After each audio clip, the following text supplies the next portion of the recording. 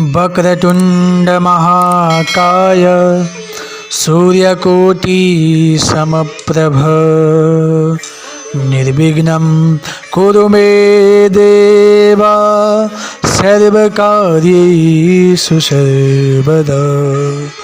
यं ब्रह्मा वरुणेन्द्ररुद्रमरुतस्तुन्वन्ति दिव्यस्तवे वेदैः शङ्खपदक्रमौ उपनिषदैर्गायन्ति यं सामग। ध्यानावस्थितगद्गतेन मनसा पश्यन्ति यं योगिनो यस्यान्तं न विदुषुरासुरगणा देवाय तस्मै नमः। श्रीमच्चन्दनचर्चितोज्ज्वलवपुः शुक्लम्बरामल्लिका मालालङ्कृतकुण्डलप्रविलसन् मुक्तावलीशोभिता सर्वज्ञाननिधानपुस्तकधरा रुद्राक्षमालाकरा वाग्देवी वदनाम्बुजे वसतु मे त्रैलोक्यमाता चिरम्। मुखं करोति वाचालं पङ्गुलङ्घयते गिरिं यत्कृपात्वमहं वन्दे परमानन्दमाधवं।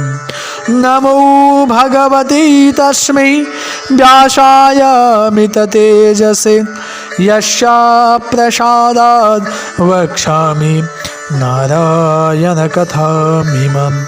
नारायणं नमस्कृत्य नरं चैव नरोत्तमं देवीं सरस्वतीं व्यासं ततो जयमुदीरये।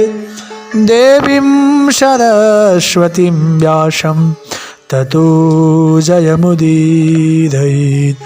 देवीं सरस्वतीं व्यासं ततो जयमुदीरये। परम मंगलमय पदार्थ अखिलेश्वर कारण करुणावदनालय सर्व कार्यालय सिद्ध करने वाला श्री श्री सिद्धेश्वर महादेव को चरण कमल में हृदयदेखि नमन गर्दै आज हामी भगवती स्वस्थानी परमेश्वरी को दिव्य कथा लिएर हजुरको सामु उपस्थित भइसकेका छौं। अब यस कथाको क्रममा हामीले पूर्व प्रसङ्गमा 13औं अध्यायलाई श्रवण गरेका थियौं। अब आज हामी 14 अध्यायलाई श्रवण गर्नेछौं जो इस प्रकार छ। अथ चतुर्दशोऽध्यायः। कुमारजी आज्ञा गर्नुहुन्छ, हे अगस्त्य मुनि।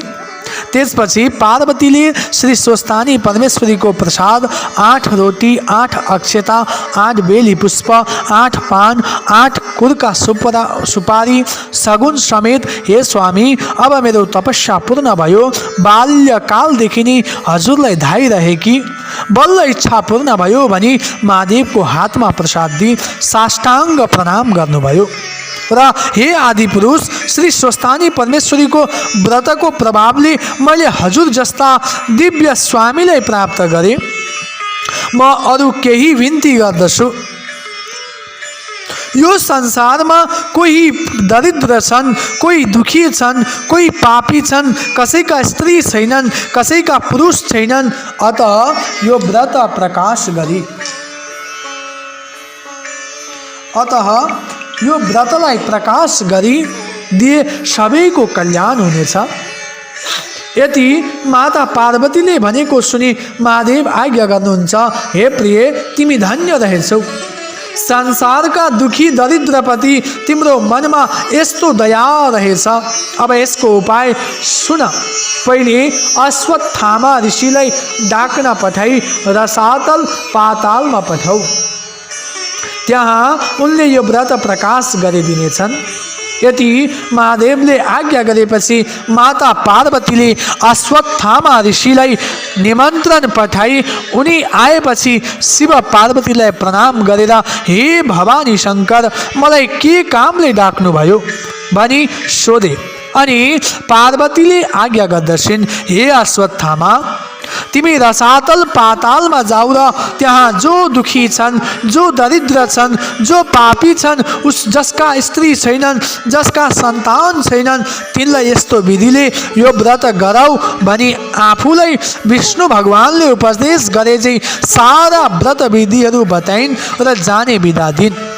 पार्वती को आज्ञा सुनी अश्वत्थामा ऋषिले शिव पार्वतीलाई प्रणाम गरी रसातल पातालमा गए। हे अगस्त्य मुनि, त्यसपछि एक दिन महादेवले यी पार्वती कतिकी बाठी रहेछिन् भनी जाँच गर्नु पर्यो भनी आफू कसैले नदेख्ने स्थानमा गएर लुक्न जानुभयो। महादेवलाई नदेखी पार्वती यताउति खोज्दै गइन्, तर कहीँ पाउन सकिनन्। अनि चित्त व्याकुल गरी कता जानुभयो होला भन्दै अनेक स्थानमा खोज्दा लुकिरहेका महादेवलाई भेटाएर भनिन्, हे स्वामी, हजुर किन मलाई यसरी छली लुक्नु भएको हो? के महादेव म राम्री भइन कि, अथवा म हजुरको योग्य भइन कि, अथवा हजुरलाई मलाई मन परेन कि, मलाई किन छाडेर अन्त जानुभयो? पार्वतीले त्यसरी भनेको सुनि महादेव केही पनि नबोली मनमा नै भन्न लाग्नुभयो, यी पार्वतीलाई मलाई यसरी नै छाड्ने भइन्, यी पार्वतीले मलाई यसै छाड्ने भइनन्। अब रूप फेरेर अर्को रूप धारण गरी वन विहार गर्न जान्छु भन्ने निश्चय गरी अन्तर्ध्यान भएर श्लेमान्तक वनमा किरातीको रूप धारण गरी शिकार खेल्दै हिँड्न लागे। पार्वतीले फेरि महादेवलाई देखिनन् र मनमा नि दुःख मानी यसरी महादेवले मलाई किन छल्नुभयो भन्ने शङ्का गरी ध्यान दृष्टिले विचार गर्दा महादेव किरातीको रूप धारण गरेर श्लेमान्तक वनमा शिकार खेल्दै हिँडेको थाहा पाइन् र महादेवलाई झुक्क्याउनको लागि अत्यन्त राम्री किरातिनीको रूप धारण गरी अनेक हावभाव कटाक्षले युक्त भएर श्लेमान्तक वनमा पुगी एउटा ठुलो वृक्षको छायामा बसिरहिन्। केही बेरपछि महादेव पनि डुल्दै केही आउनुभयो र किरातिनी रूप पार्वती मातालाई त्यहाँ बसिरहेको देखेर तिनको रूपमा मोहित भई सोध्नुभयो, हे त्रिलोक सुन्दरी, तिमी को हौ? देव कन्या हौ कि यक्ष कन्या हौ, अथवा के तिमी नाग कन्या हौ कि स्वर्ग की अप्सरा हौ? मैले देख्दा तिमी जस्ती सुन्दरी यस संसारमा हुन दुर्लभ छ। एक्लै यस्तो वनमा आएर किन बसिरहेकी? तिमीलाई डर पनि लाग्दैन? यो भयङ्कर वनमा जङ्गली बाघ, हात्ती आदिको पनि कति भय नमानी निर्धक्कसित किन बसेकी छौ? यति किराती रूप धारण गर्नुभएको महादेवले आज्ञा भएको सुनि पार्वतीले महादेव यिनै हुन् भन्ने चिनेर मनमा नै दण्डवत प्रणाम गरिन्। त्यसबेला महादेव कस्तो रूपमा आउनुभएको थियो भने बायाँ हातमा धनुष र दाहिने हातमा त्रिशूल लिएको, काँधमा सर राख्ने धोक्रो भिरेको, नागको गहना लगाएको, देख्दामा डरलाग्दो मूर्ति भएका त्यस्ता किराती रूप महादेवसित पार्वती भन्दछिन्, हे किरात, म यहाँ बसेको धेरै दिन भयो। किरातिनी हुनाले वन जन्तुको पनि डर लाग्दैन। म यहाँ तपस्या गरेर बसेकी छु। यस्तै प्रकार दुवै दम्पतिको परस्पर कुरा गर्दै साँझ पर्यो र किराती रूप महादेवले भन्नुभयो, हे सुन्दरी, तिमी पनि एक्लै रहेछौ र म पनि यहाँ वन विहार गर्न एक्लै आएको छु। आज हामी दुवै यहाँ वास गरौँ। महादेवको यस्तो वचन सुनि पार्वती माता भन्नुहुन्छ, हे किरात, तिमी एक पुरुष मानिस र म एक स्त्री, यस्तो जङ्गलमा बीचमा एक्लै अरू कोही नभएको स्थानमा कसरी एकै ठाउँमा बास बसौँ? फेरि पुरुष जातिको मनमा धर्म हुँदैन भन्छन्। राम्री सुन्दर स्त्री देखेपछि माता पिता घरद्वार सबै बिर्सिदिन्छन्। तसर्थ एकै ठाउँमा बास नबसौँ, यो कुरा नगर। यति किरातिनी रूप पार्वतीले भनेको सुनि किराती रूप महादेवले, हे सुन्दरी, यस कुरामा तिमीले शङ्का नगर भन्नुभयो र दुवै स्त्री पुरुष वृक्षमुनि बास बसे। यही क्रमले बस्दा बस्दै निकै दिन बित्यो र एक दिन पार्वतीले विचार गरिन्, यी भोलेनाथ सधैँ यसरी नै बसेर पनि निर्वाह गर्न सक्दछन्। अब केही युक्ति गर्नु पर्यो भने निश्चय गरी महादेवलाई छलेर आकाशवाणी भए जै गरेर भन्न लागिन्, हे जगदीश्वर, हजुरलाई याद नराख्दा हामी ब्रह्मा विष्णु इन्द्र आदि सबैले साह्रै कष्ट पाएका छौँ। यसै गरी बस्नुभयो भने हाम्रो कल्याण कसरी होला? कैलाश शून्य भएको निकै दिन भइसक्यो। हे वृषभध्वज, कैलाशको चर्चा गरी हाम्रो उद्धार गर्नुहोस्।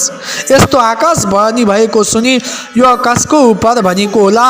फेरि म यहाँ आएको त कसैलाई पनि थाहा छैन भनेर यताउता हेर्दा केही पत्ता पाउन नसकी देवताहरूले भन्ने होलान् भनी चुप लागेर किराटिनी रूप पार्वतीलाई नदेखी खोज्न लाग्नुभयो।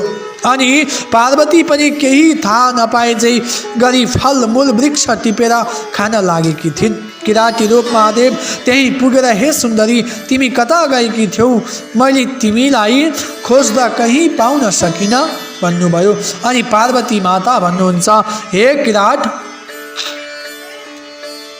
म कहीँ पनि गएकी थिइनँ। भोक लागो र कन्दमूल खोज्न हिँडेकी हुँ। यसरी कुरा गर्दा गर्दै पूर्ण चन्द्रभन्दा पनि अत्यन्त सुन्दरी माता पार्वतीलाई देखेर महादेवको चित्त चञ्चल भई कामले पीडित भएर महादेव किराटिनी रूपलाई स्पर्श गर्न लाग्नुभयो। त्यो देखेर अब किराटिनी रूप पार्वती भन्न लागिन्, हे किरात, तिमी कस्ता रहेछौ? के तिम्रो धर्म यही हो?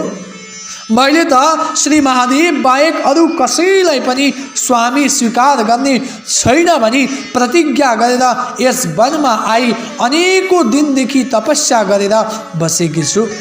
तिमी त्यसो गर्छौ भने म तिमीलाई श्राप दिन्छु अनि आत्महत्या गर्नेछु। यति माता पार्वतीले भनेको सुनि किराट रूप धारण गरेका महादेव भन्नुहुन्छ, हे सुन्दरी, तिम्रो त्यस्तो प्रतिज्ञा छ भने म उही महादेव हुँ। वन विहार गर्न मन लागेर यहाँ आएको हुँ। नपत्या हेर भनी आफ्नो दिव्य ज्योतिष स्वरूप दर्शन दिनुभयो। अनि पार्वतीले मनमा आनन्द मान्दै दण्डवत प्रणाम गरेर बिन्ती गरिन्, हे ईश्वर, अब मेरा माता पिता कहाँ कन्यादान लिन हेर्नुहोस्।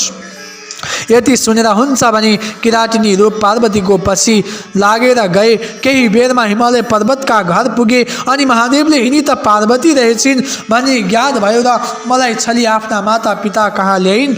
अब कसो गरौँ भनी लाज मानी त्यहाँबाट अन्तर्ध्यान भई किरातेश्वर शिवलिङ्ग भएर स्लेमान्तक वनको उत्तरतिर गई बसिरहनुभयो। फेरि महादेवलाई नदेखेर चिन्ताग्रस्त भएकी पार्वतीले ध्यान दृष्टिले हेर्दा किरातेश्वर शिवलिङ्ग भएको थाहा पाई पार्वती पनि नित्य बागमतीमा स्नान गरी किरातेश्वर शिवको ध्यान र षोडश उपचारले पूजा गर्दै तपस्या गर्न लागिन्। पार्वतीले स्नान गरेको हुनाले त्यस स्नानको नाम गौरी घाट भयो। जो मनुष्य गौरी घाटमा स्नान गरेर किरातेश्वरको दर्शन गर्ला त्यसका सबै पाप नाश भएर सुख शान्ति भई यस लोकमा अनेक भोग भोगी परलोकमा कैलाशवासलाई प्राप्त गर्दछ। हे मुने, त्यही क्रमले पार्वतीले कठोर तपस्या गरेको देखि शिवजी प्रसन्न भएर आफ्नो ज्योतिष स्वरूप दर्शन दिनुभयो। अनि माता पार्वतीले अत्यन्त हर्ष साथ शिवको पाउमा दण्डवत गरी अञ्जली जोडेर बिन्ती गरिन्, हे स्वामी, हजुरले मलाई किन यसरी बारम्बार दुःख दिनुभएको हो? म हजुरकी मन परिन कि भनी अनेक विस्माद गरेको सुनि प्रत्यक्ष भएर पार्वतीलाई कमाल गरी आफ्नो वामाङ्गमा राखी त्यहाँबाट अन्तर्ध्यान भई हिमालयको घर जानुभयो। त्यसरी छोरी ज्वाइँ घरमा आएको देखेर हिमालयले अत्यन्त आनन्द मान्दै सिंहासनमा राखेर 84 व्यञ्जन तयार पारी भोजन गराए। त्यहाँ 2-4 दिन बसेपछि एक दिन महादेवले पार्वतीसित भन्नुभयो, हे प्रिय, कैलाश शून्य भएको धेरै दिन भइसक्यो। अब यहाँ बसेर के गर्नु छ? कैलाश जाउँ हिँड, तिम्रा माता पितासित बिदा माग्न जाउँ। यति भनी दुवै दम्पति गएर हिमालयसित भन्नुभयो, हे पिता, सती देवीको वियोगदेखि आजसम्म कैलाश शून्य छ। अब बिदा पाए हामी कैलाश जाने थियौँ। महादेवले आफूलाई हे पिता भनेर सम्बोधन गरेको सुनेर हिमालय पर्वत अत्यन्त प्रसन्न भई बिन्ती गर्दछन्, हे त्रैलोक्यनाथ, समस्त अखण्ड ब्रह्माण्डका सकल देवताहरूका पितामह हजुरले म जस्तो अज्ञानीलाई आज हे पिता भन्नुभयो।